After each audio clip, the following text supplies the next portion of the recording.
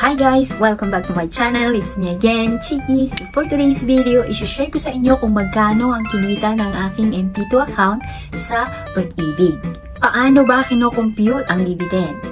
At paano ko na-monitor ang hulog ko at paano ko nalalaman kung magkano na lahat ang naihulog ko sa aking MP2 account. So kung interesado kang malaman, just keep on watching.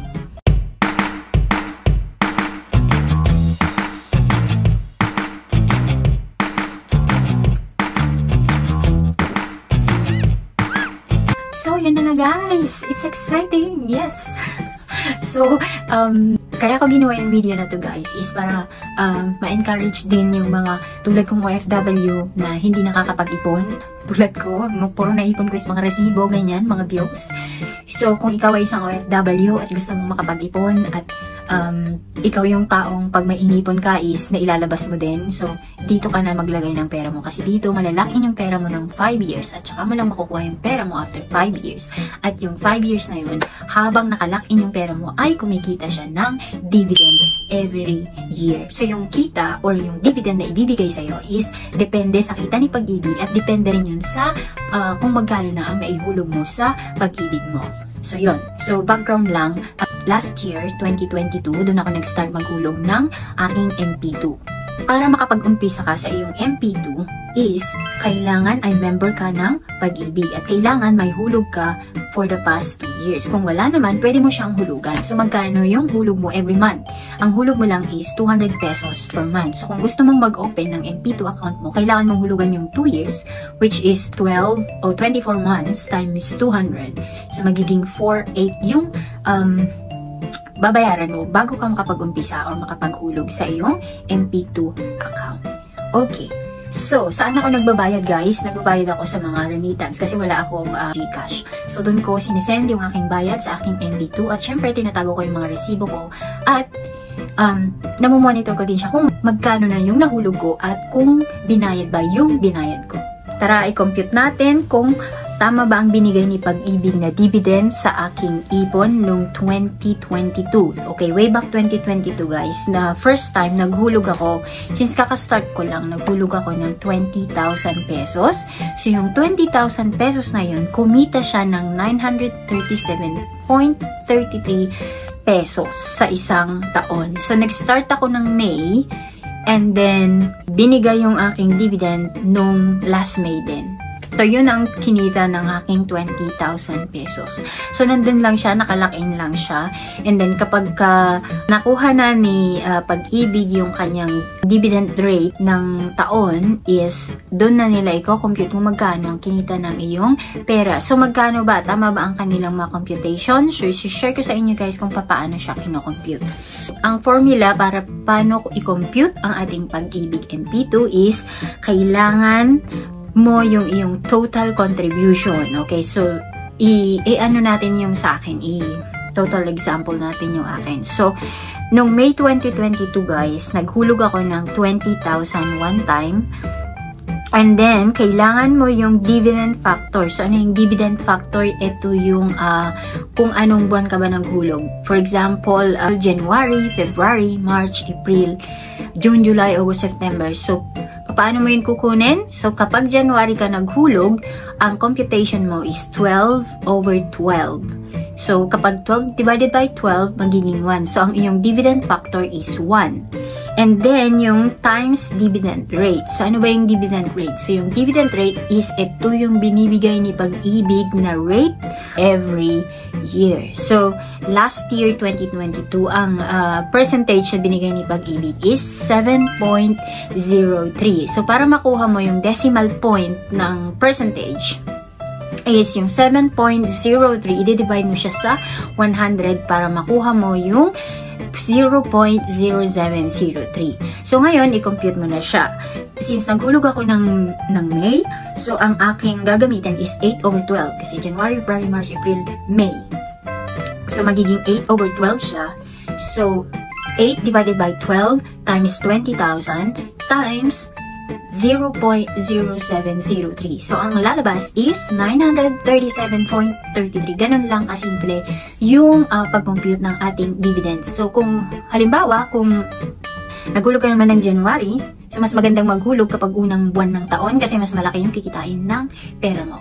So, halimbawa, naghulog ako ng January ng 20,000, ita-times mo siya sa 1. So, yun yung dividend factor natin kasi January is 12, o 12 equals 1. So, 20,000 times 1 times 0.0703. So, yun ang kinita ng pera mo. So, ganun lang mag-compute ng dividend, guys. So, kung meron kang MP2, mag-compute mo na kung tama ba yung binigay ni Pag-ibig sa'yo na dividend. So, paano ko ba nalalaman kung hinulog ba ng remittance center yung aking inihulog sa Pag-ibig? So, meron akong app, guys, ng mobile app. So, na-check ko siya online, anytime, anywhere.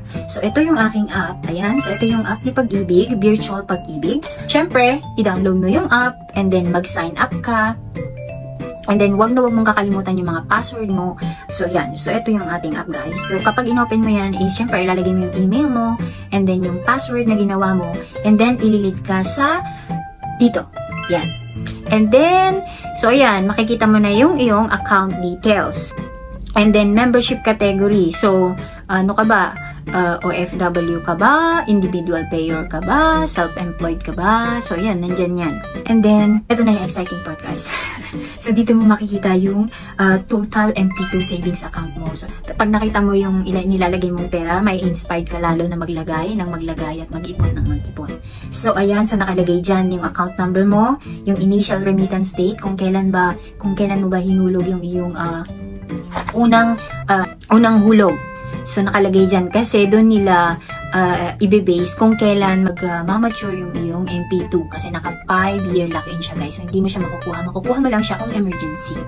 Pero, ano talaga siya? Naka-lock-in talaga siya doon ng 5 years. At yung 5 years na yun, every year, nagbibigay ng dividend si Pag-ibig. So, hayaan mo lang yung pera mo doon. Pati yung dividend, wag mong galawin para yung dividend mo for this year madadagdag sa next year.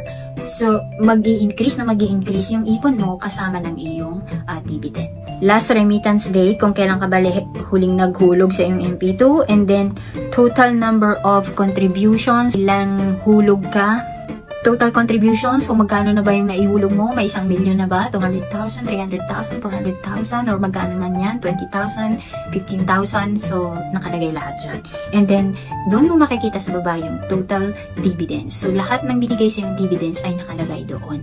So, yung kinita mo ng 2022, 2023, so yung sa akin, guys, ayan yung sa akin, yung kinita ko, yung total dividends na yan is total na yan na dividends from 2022 to 2023. So, sabi ko nga sa inyo, yung aking kinita last 2022, since ang hinulog ko is 20,000, is meron na siyang interest na 937.33. So, and then 2023, yung kinita ng pera ko is 4,000 plus. So, ayan siya. Yan. So, i-minus nyo na lang yung 937.33 sa 4,000. Kung anong matira, yun yung kinita ko ng 2023. Kasi naghulog ulit ako ng 2023 ng mga 5 times, guys. And then, 2024, hindi na naghulog ulit ako ng January. I-share ko sa inyo is 2024 na.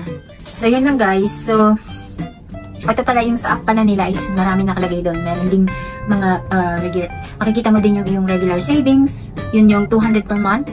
200 pesos per month ang ihulog mo, okay lang. And then, multi-purpose loan, kung gusto mong mag-loan, pwede ka mag-apply dyan. Yung MP2 savings, yung iyong calamity loan, kung meron mo ka man. Meron din silang pa-housing loan yan. Diyan kumikita si MP2 kasi pinapahiram nila yung pera nila sa mga borrowers at sa mga naglo-loan sa Pag-ibig. Kaya yung pera na kinita or yung interest na kinita ni Pag-ibig ay binibigay niya sa kanyang mga member. And then, online payments. Kung gusto mo rin mag-ipon or kung gusto mo rin mag-start ng iyong MP2, guys, ay pumunta ka lang sa Consulate 14th floor sa Pag-ibig. So, nandun si Sir tsaka si Madam. Mangingi ka lang ng tulong doon kung paano gumawa ng online account. Tutulungan ka nila kasi ako dati. Nagpatulong din ako and then sabi nila kailangan alam ko yung email ko. So kung gusto mong mag-open ng iyong account, pumunta ka sa Consulate, 14th floor, yung Pag-ibig doon. Tanungin mo si Sir, sabihin mo, Sir, meron na ba akong Pag-ibig?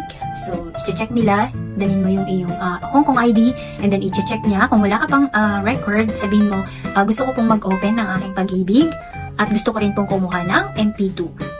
And then, kapag wala kang record, sasabihin niya na magbayad ka ng 2 years bago ka makapag-open ng iyong MP2. So, ang ginawa ko, since inopen lang yung Pag-ibig ko noon, nung nagtuturo pa ako, inopen ng aking employer, nag-open siya ng aming Pag-ibig, pero hindi siya nahulugan. Pero meron na akong Pag-ibig number. So, ang sabi niya is, kailangan mo siyang hulugan ng 2 years, which is 200 per month. So, hinulugan ko siya ng 4,800 para makapag-umpisa na agad ako sa aking MP2 account. So, yun lang guys. So, sana nakatulong ang video na to sa'yo.